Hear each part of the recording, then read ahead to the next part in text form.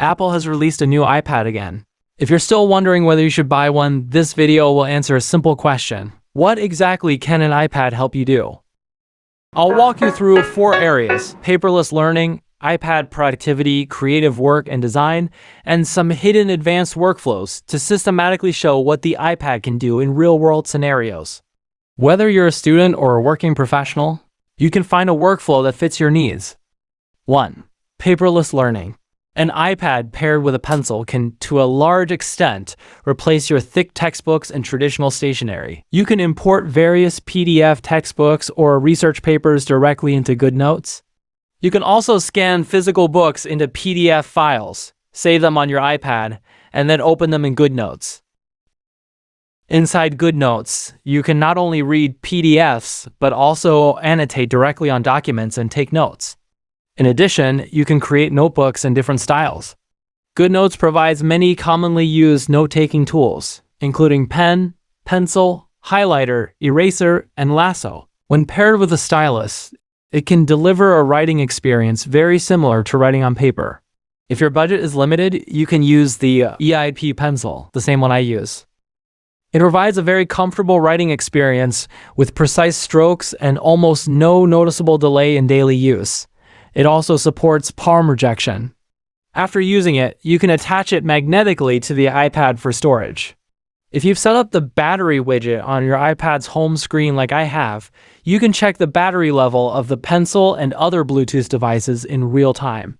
You can also customize more functions in the app, including sensitivity, shortcut controls, LED battery indicator behavior, auto sleep time, and automatic reconnection.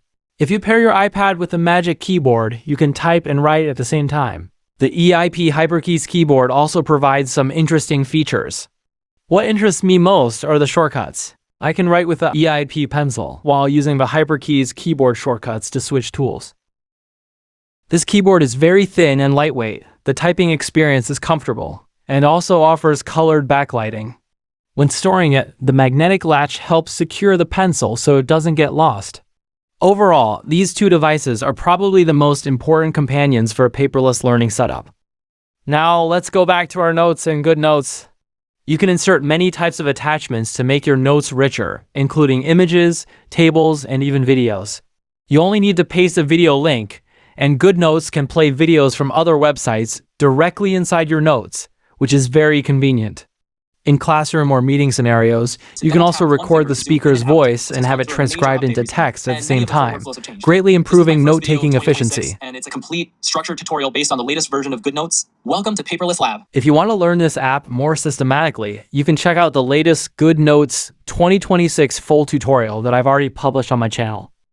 If you're writing a thesis or preparing for exams and need to read and organize a large number of PDF documents, MarginNote may be a better choice. You can use the pencil to select content in a PDF, and it will automatically appear in the mind map on the right side, helping you organize information into structured knowledge. You can continue annotating the original PDF, and you can also add blank pages anywhere to expand your own thoughts and notes. At the same time, you can import multiple PDFs and combine content from different documents into the same mind map structure. MarginNote is extremely powerful, but it also has a higher learning curve. I will release a full MarginNote tutorial later, so if you don't want to miss it, remember to subscribe to my channel. 2. Office work on iPad. Apple once said, "Your next computer is not a computer," but in real-world use, the iPad hasn't completely replaced the productivity of a traditional computer. I've been exploring different ways to use the iPad as a computer replacement. The methods I'm about to share may be useful when working from home or during short business trips. We all know that the Office apps on iPad sacrifice many desktop features in order to adapt to iPadOS. If you want a more desktop-like experience, one effective solution is using the web version of Microsoft Office 365. In the web version of Office 365, the interface and workflow are very close to the desktop version, and many core features are still available. Whether you're writing documents, working on spreadsheets, or creating presentations, you can achieve a very complete productivity experience. You can also pair it with an EIP keyboard like mine, which makes the iPad feel much more like a computer. If you want to run more desktop-level applications, another solution is using a remote computer. You can install a very popular remote control program called Deskin on both your iPad and your PC. On the iPad, simply enter the temporary password of the control device and tap Connect to begin. Once the password verification is successful, you can access the remote desktop normally. To better match different iPad screen sizes, you can adjust the resolution in the settings. If your iPad is connected to a keyboard or mouse, or if you're using the Magic Keyboard, you can operate the iPad almost like a traditional computer. Whether typing text or moving the cursor, the experience feels very similar to macOS. With this setup, the iPad can handle PC-level office work as well as large tasks such as video editing or programming. If you'd like to see a full demonstration of Deskin and learn more about its features, I'll cover it in a dedicated video next time.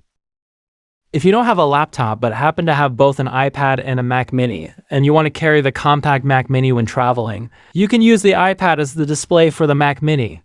Simply install the YAM Display app on both the iPad and the Mac Mini and allow the necessary permissions. Then connect the two devices with a Type-C cable. At that moment, the iPad will display the full macOS desktop. The iPad only acts as the display, while all processing is done by the Mac Mini. You can operate everything from the iPad, including Mac versions of Office software or video editing tools, while keeping the familiar macOS workflow. If you want to learn the full setup process and see the real usage experience, you can check out my previous video. 3. Creative work and design. For many designers or editors, the main reason to buy an iPad is its portable creative productivity.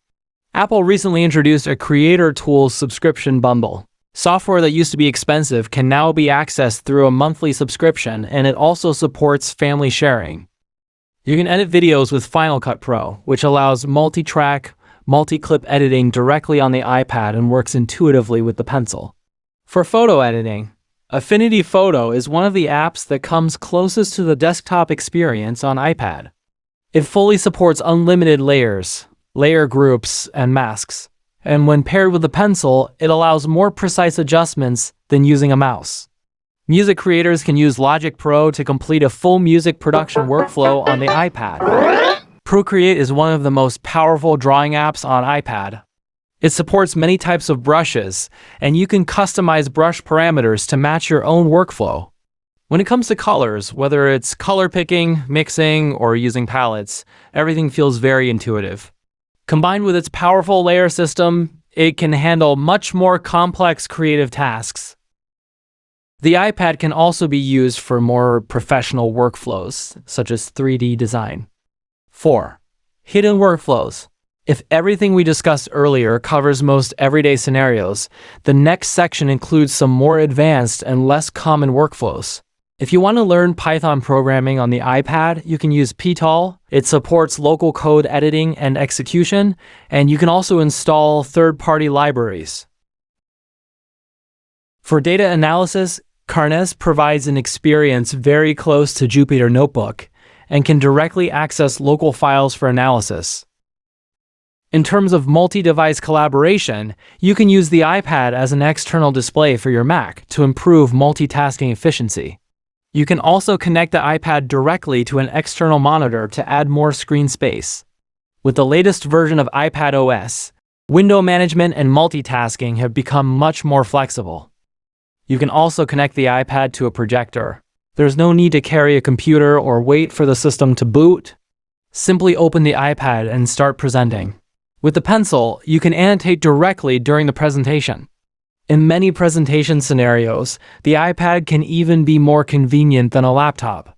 At the same time, you can integrate the iPad with your Mac and iPhone, for example, signing Mac documents directly on the iPad or using your iPhone as a controller for the iPad. That's my overview of how an iPad can be used in real productivity scenarios. Its capabilities go far beyond what I've shown here, but these features are already enough to cover most real-world study and work needs. If you'd like to explore any of these features in more detail, feel free to subscribe to my channel. I'm Paperless Lab. Thanks for watching.